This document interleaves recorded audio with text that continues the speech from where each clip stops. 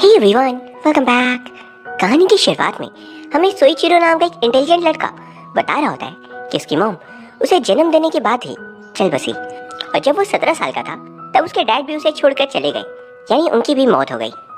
अपने पेरेंट्स को खोने के बाद वो बहुत ही अकेला हो गया था, पर तभी उसका अकेलापन दूर करने के लिए उसे एक कैट मिला जिसका नाम उसने पीट रखा। कुछ दिनों बाद उसके डैड के एक अच्छे दोस्त कोइची ने उसे अडॉप्ट कर लिया। उनकी एक बेटी भी थी जिसका नाम था रिको। उसके फॉस्टर फादर एक रोबोटिक्स इंजीनियर थे, तो उन्होंने सोइची को इलेक्ट्रॉनिक्स और रोबोटिक्स के बारे में बहुत कुछ बताया और अपने घर के लैब को भी दिखाया। इसी दौरान वो खुश रहने लगा था और अपने सारे दुख को भूलने भी लगा था, पर किस्मत को उसकी खुशी मंजूर नहीं थी। एक दिन उसके फॉस्टर पेरेंट्स की एयर क्रैश में डेथ हो जाती है। उनके डेथ के बाद उनकी डॉटर रिको को उसके अंकल जो अपने घर ले जाते हैं। अब साल था 1995 1 मार्च एंड वो अपने डॉग पीट के साथ अकेला रह गया था। इसी दौरान हम टीवी पर एक ऐड देख पाते हैं जो ऑडियंस को बताया जा रहा था कि उन्होंने एक मशीन इन्वेंट किया है जिसमें आप खुद को फ्रीज करके डायरेक्ट फ्यूचर में उठ सकते हो, पर जब आप उठोगे तब आपकी उम्र उतनी ही रहेगी जितनी उम्र में आपने खुद को फ्रीज किया था। अब हम सोइची को देखते हैं। वो अपने फॉस्टर फादर की कंपनी फ्यूचर वर्क्स एंटरप्राइज को रिको के अंकल जो के साथ चलाने लगा था। सोइची पहले एक एआई हाउसहोल्ड रोबोट बनाता है जिसके बारे में न्यूज में बताया जा रहा था। हम देख पाते हैं उसकी पेट कैट को बर्फ में बाहर जाना बिल्कुल पसंद नहीं था, पर तभी वो सोइची को घर का दरवाजा खुला रखने के लिए कहती थी। जब सोइची डोर ओपन करता है तब हम देख पाते हैं कि रिको उससे मिलने आई होती है। रिको को पीट बहुत पसंद थी। अब कुछ समय बाद हम देख पाते हैं सोइची अपना काम कर रहा होता है और रिको बैठकर म्यूजिक सुन रही थी। सोइची उसके पास आकर वही म्यूजिक सुनने लगता है। वो कहता है, क्या तुम इस गाने से बोर नहीं होती? तुम बहुत समय से सिर्फ यही गाना सुन रही हो। तो रिको उससे कहती है, नहीं, मुझे ये गाना बहुत पसंद है। अब रिको उससे पूछती है कि वो आखिर किस चीज़ पे तब से काम कर रहा है। तो वो बताता है कि वो एक प्लाज्मा बैटरी पर काम कर रहा है जो कि एक ऐसी बैटरी है जिसे दोबारा चार्ज करने की जरूरत नहीं होगी। वो हमेशा के लिए एक परमानेंट रहेगा। अब रिको सोइची के लिए लंच बनाने वाली होती है। तभी उनके घर का डोरबेल बजता है तो रिको दरवाजे को ओपन करने जाती है, जहाँ पर हम देख पाते हैं कि वहाँ पर सोइची के साथ काम करने वाली उसकी कलीग आई होती है जिसका नाम था रेन। उन दोनों को देखकर लग रहा होता है कि वो दोनों एक दूसरे से बहुत करीब हैं। ये देख रिको को बिल्कुल अच्छा नहीं लगता। रेन सोइची के सामने कुछ डॉक्यूमेंट्स और उसके लिए लंच बनाने के लिए वेजिटेबल्स लाई होती है। सोइची कहता है, तुम्हें परेशान होने की जरूरत नहीं थी, रिको लंच बनाने ही वाली थी। पर तभी रिको उनसे कोई बात न कहकर वहाँ से चली जाती है। सोइची उसे रोकने की कोशिश करता है लेकिन वो रुकती ही नहीं और हमें यहाँ पता चलता है कि रिको सोइची को बचपन से पसंद करती है, लेकिन उसने आज तक की बात सिर्फ अपने तक रखी थी। रेन ये देख समझ जाती है कि रिको सोइची को पसंद करती है, तो वो सीधा सोइची से ही पूछ लेती है कि तुम रिको और मुझ में किसकी ज्यादा परवाह करते हो। सोइची उसे कहता है, तुम एक दूसरे को कंपेयर क्यों कर रही हो? जिस पर रेन उसे कहती है, जो ने उस डॉक्यूमेंट में साइन करने के लिए तुमसे कहा है जिसमें लिखा था कि सोइची अपने कुछ शेयर रेन को दे रहा है।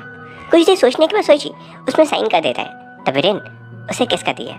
अगले दिन सोइची अपनी कंपनी जाता है क्योंकि जो ने उसे बुलाया होता है। कुछ देर बाद वहाँ पर रेन भी आती है। वहाँ पर जाने के बाद सोइचिरो को पता चलता है कि रेन जो के साथ मिली हुई है और उसने जो के कहने पर धोखे से उस डॉक्यूमेंट पर साइन करवा लिया था, जिससे कि वो दोनों कंपनी के मेजर शेयर होल्डर बन चुके थे और वो दोनों अब रिको के फादर और सोइची की मेहनत से बनाए गए रोबोटिक्स राइट्स को एक दूसरी बड़ी कंपनी मैनिक्स एंटरप्राइज को बेचने वाले थे। वो लोग सोइची को कंपनी से निकाल भी देते हैं और इससे उसे एक बहुत बड़ा धक्का लगता है। वो उसे कहता है कि आप मेरे साथ ऐसा नहीं कर सकते, लेकिन सच तो यही था।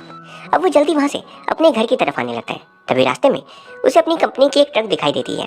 कुछ देर बाद वो अपने घर पहुँच जाता है। वो जैसे ही अपने लैब में जाता है तभी हम देखते हैं कि उन्होंने उसके सारे रिसर्चेस को ले चुका था और रास्ते में जो ट्रक उसने देखी थी दरअसल उसी में उसके सारे सामानों को लेकर जाया जा रहा था।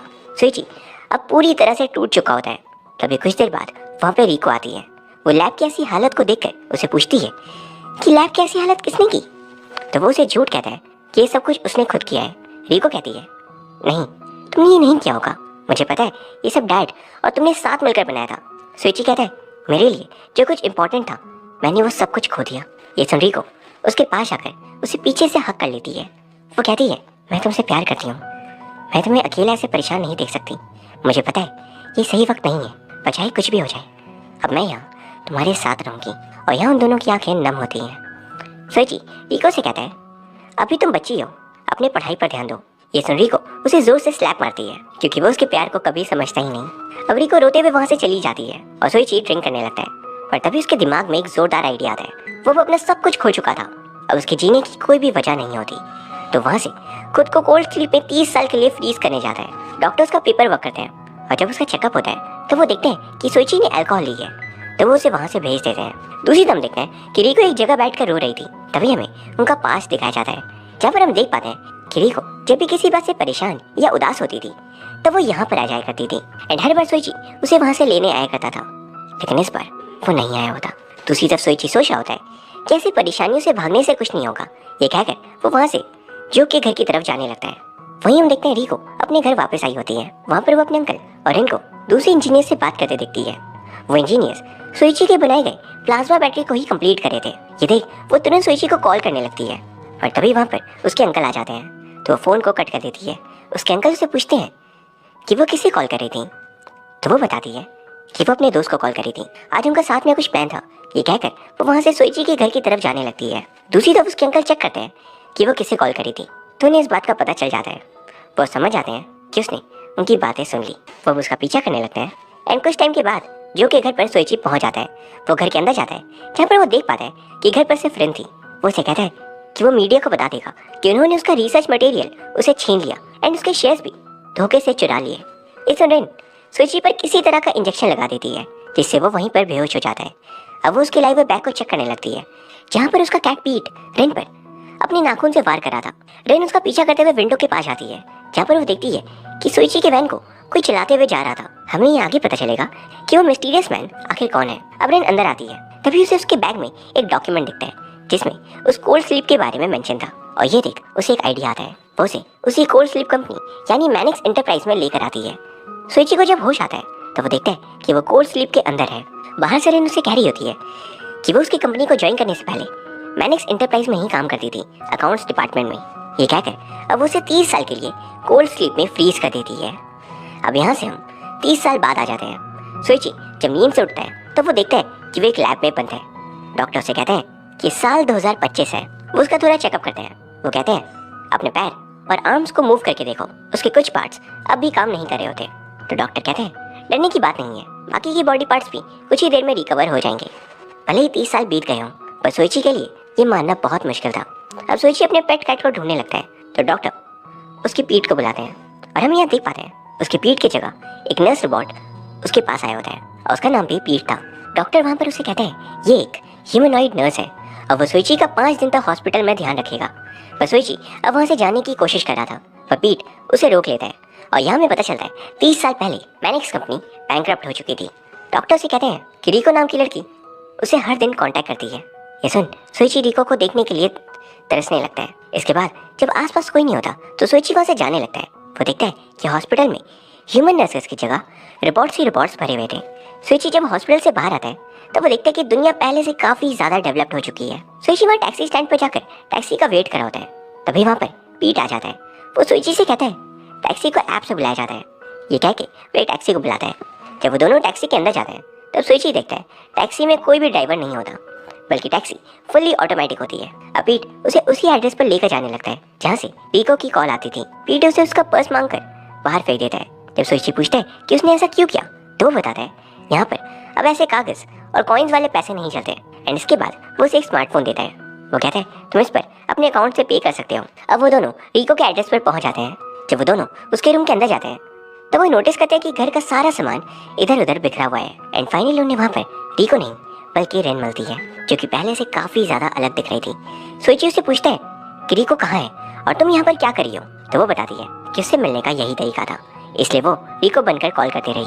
अब यहाँ पर वो उसे 30 साल पहले की सारी कहानी बताती है। वो कहती है सोइची के कोल्ड स्लीप में जाने के बाद उसके अगले दिन अंकल जो की डायबिटिक स्ट्रोक की वजह से मौत हो गई और कोई मिस्टीरियस मैन सोइची के स्टॉक सर्टिफिकेट को यूज करके उसका सब कुछ छीन लिया। और उस दिन जब रिको सोइची के पास उसके घर जा रही थी तभी अचानक सोइची के घर में एक ब्लास्ट हुआ और उस दिन से रिको लापता हो गई। वहाँ रेन सोइची को वो उसे रिको की कब्र के बारे में भी बताती है।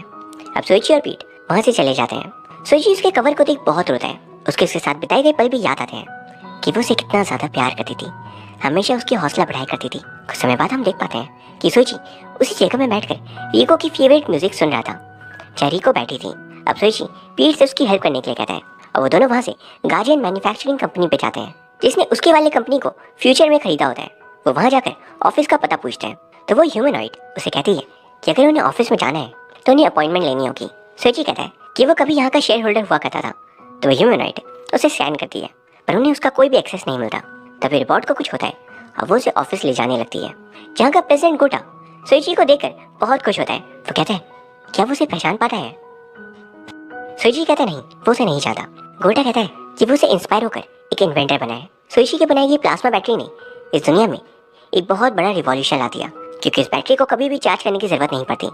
पर आज तक गोटा इस बात से कंफ्यूज है कि सोइची ने इस ऐसे रिवॉल्यूशनरी इन्वेंशन को एक दूसरी कंपनी अलादीन को क्यों सौंप दिया।